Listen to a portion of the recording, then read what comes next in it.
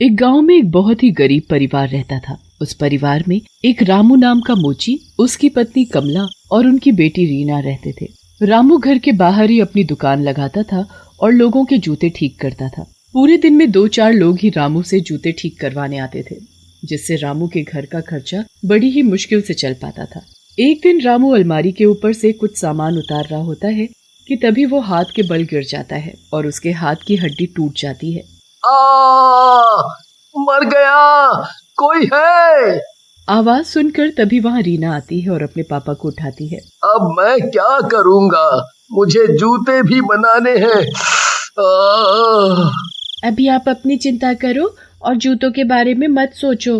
नहीं बेटी, ये जूते ठीक करूँगा तभी तो रात को खाना खा पाएंगे। ये जूते मैं ठीक कर दूंगी, आप मुझे बताते जाना कि कैसे करना है। वैसे भी आपको देख देख कर मुझे इतना तो आ ही गया है। भगवान सबको ऐसी बेटी दे। और खुद जूते ठीक करने बैठ जाती है। रामू उसे बताता रहता है और वो वैसे वैसे करती रहती है। कुछ ही देर में रीना अपने पापा से भी अच्छे जूते ठीक कर देती है। अरे वाह रीना बेटी, तुमने तो कमाल ही कर दिया, जो इतने अच्छे जूते ठीक कर दिए। उसके बाद एक आदमी अपने उन जूतों को वापस लेने के लिए आता है। अरे वाह, तुमने तो कमाल ही कर दिया, ये तो लग ही नहीं रहे कि कभी फटे भी थे। साहब जी, ये जूते मेरी बेटी ने ठीक किए हैं।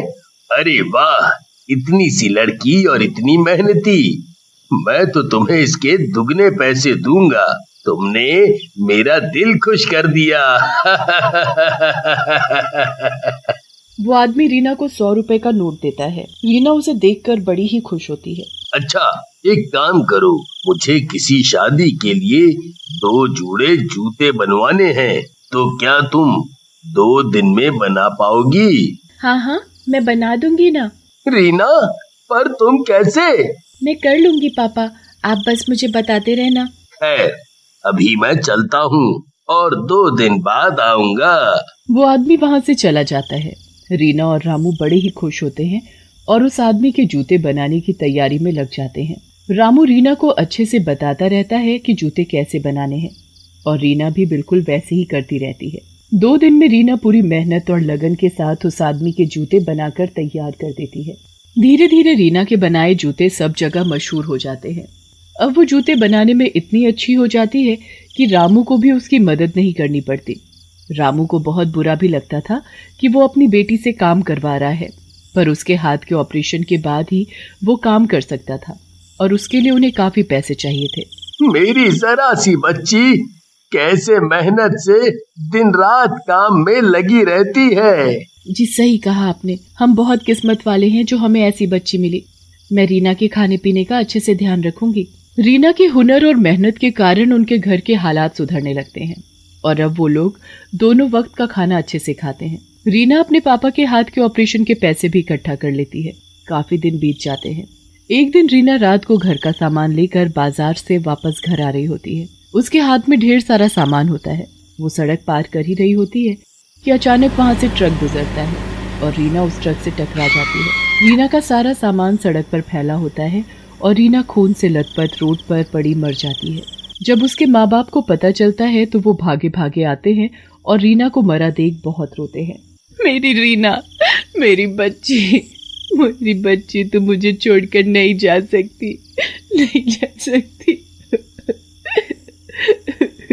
मेरी प्यारी बेटी, आज मेरा हाथ ठीक होता तो तुझे ये सब काम कभी ना करना पड़ता और कभी तेरे साथ ऐसा ना होता। अब मैं क्या करूं?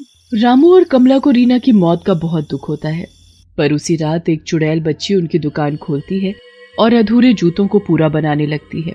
मैं अब ये सारे जूते बना दूंगी और आपको कोई तकलीफ नहीं होने दूंगी मम्मी पापा। वो चुड़ैल बच्ची दरअसल रीना होती है जो उस एक्सीडेंट में मर चुकी होती है। वो अपने माँ बाप को तकलीफ में नहीं देख पाती, इसलिए मरने के बाद भी उनकी मदद करने के लिए वापस आ जाती है। वो पूरी रात पूरी मेहनत से जूते बनाती और पहले से भी सुंदर सुंदर जूते तैयार करके दुकान में रख देती है। पूरी रात होने के बाद जैसे ही सुबह होने लगती है, वो अपने माँ बाप के उठने से पहले वहाँ से चली जाती है। अगले ही दिन कोई रामू के घर का दरवाजा खटखटाता है। कमला जाकर दरवाजा खोलती है तो कोई अपने जूते लेने आया हुआ होता है। जूते? पर वो तो मेरी बेटी बना रही थी और अब वो इस दुनिया में नहीं रही। क्या? ये तो बहुत ही बुरा हुआ। आप एक काम करो, आप मेरे वो वाले जूते ही निकाल कर दे दो जिसे देखकर आपकी बेटी नए जूते बनाने वाली थी। ठीक है, मैं अभी दुकान खोलकर निकाल देती हूँ। कमला दुकान खोलती है तो उसकी आंखें फटी की फटी रह जाती हैं। वहाँ तो सारे जूते बने हुए रखे होते हैं। कमला को समझ ही नहीं आता कि ये कैसे हो गया। वो आदमी भी अपने नए जूते देखकर हैरान हो जाता है।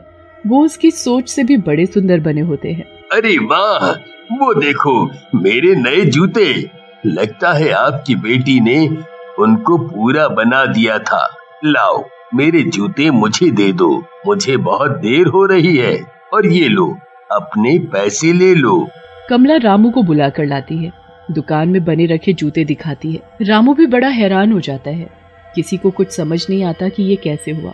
कल ही तो रीना की मौत हुई है और कल उसने जूते बनाए ही नहीं थे। मैंने खुद देखा था। मुझे कुछ तो गड़बड़ लग रही है।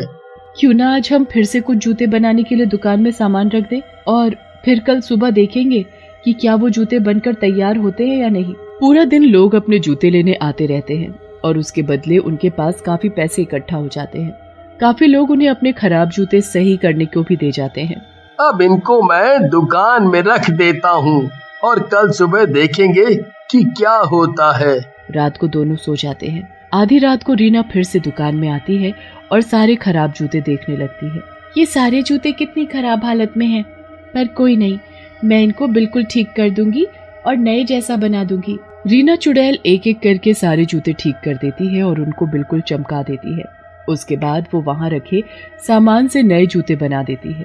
सुबह तक रीना सारे जूते बना देती है और फिर से सबके उठने से पहले वहाँ से चली जाती है। सुबह होने पर जब कमला और रामू उठते हैं तो वो सबसे पहले अपनी दुकान खोलकर देखते हैं। दुकान खोलते ही उनके मुंह भी खुले के खुले रह जाते हैं। ये तो कोई जादू है कमला, ऐसा कैसे हो सकता है? आखिर रातों रात हमारे जूतों को तैयार करके कौन जा रहा है? कौन हमारी इतनी मदद कर सकता है? और ताला लगी दुकान में कोई कैसे खुद सकता है? ये तो आज रात हमें छुपकर देखना पड़ेगा और तभी हमें सच्चाई का पता चलेगा। हाँ कमला, तुम बिल्कुल सही कह रही हो। पूरे दिन लोग अपने जूते लेने आते हैं और रामू के पास काफी पैसे इकट्ठा हो जाते हैं। पर रामू और कमला को बस रात होने का इंतजार होता है। जैसे ही रात होती है वो दोनों पुराने जूते और जूते बनाने का सामान दुकान में रखकर दुकान बंद कर देते हैं। फिर आधी रात को दोनों चुपके से आकर खिड़की पर खड़े हो जाते हैं और जूते बनाने वाले का इंतजार करने लगते हैं। आधी रात होने पर जैसे ही एक चुड़ैल बच्ची दुकान में आती है तो रामू और कमला की हालत खराब हो जाती है। वो चुड़ैल बच्ची एक एक करके सारे जूते बनाना शुरू कर देती है। पूरी रात लगकर वो सारे जूते तैयार करने लगती है। हे भगवान, ये चुड़ैल बच्ची कौन है और ये हमारी मदद क्यों कर रही है? आखिर इन सबके पीछे राज क्या है? मुझे तो कुछ समझ नहीं आ रहा कमला, यहीं खड़े होकर देखते हैं। रीना सारे जूते तैयार करके बड़ी खुश हो जाती है। ये लो, अब हो गए सारे जूते तैयार। अब मम्मी पापा को इनके बदले अच्छे पैसे मिल जाएंगे और फिर पापा के हाथ का अच्छे से इलाज भी हो जाएगा। मैं आप लोगों को कोई तकलीफ नहीं होने दूंगी मम्मी पापा। ये तो हमारी ही बेटी है जी, हमारी रीना। ये मरने के बाद भी हमारी मदद कर रही है और हमें तकलीफ में नहीं देख पा रही। मुझे अभी के अभी अपनी बच्ची से मिलना है। रामू और कमला जल्दी से कमरे में जाते हैं और रीना को देखकर रोने लगते हैं। हमने तुम्हें पहचान लिया हमारी बच्ची। आप परेशान मत होना मम्मी पापा, मैं आपको कोई तकलीफ नहीं होने दूंगी और रोज आपके जूते तैयार कर दूंगी। हमारे लिए तुझसे बढ़कर कुछ नहीं है बेटी। हम तुझे कभी नहीं भूल पाएंगे, पर अब तुझे अपनी दुनिया में जाना होगा जहाँ तू सुकून से रह सके। अब मेरे पास इतने पैसे हो गए हैं कि कल अपने हाथ का ऑपरेशन करवा लूंगा और फिर कुछ ही दिनों में खुद काम करने लगूंगा। तुम्हारी वजह से हमारी दुकान इतनी अच्छी चल रही है कि हमें कभी तकलीफ नहीं होगी। तुम हमारी चिंता मत करो रीना, तुम अपनी दुनिया में चली जाओ। रीना अपने माँ बाप की बात मानकर वहाँ से अपनी दुनिया में चली जाती है।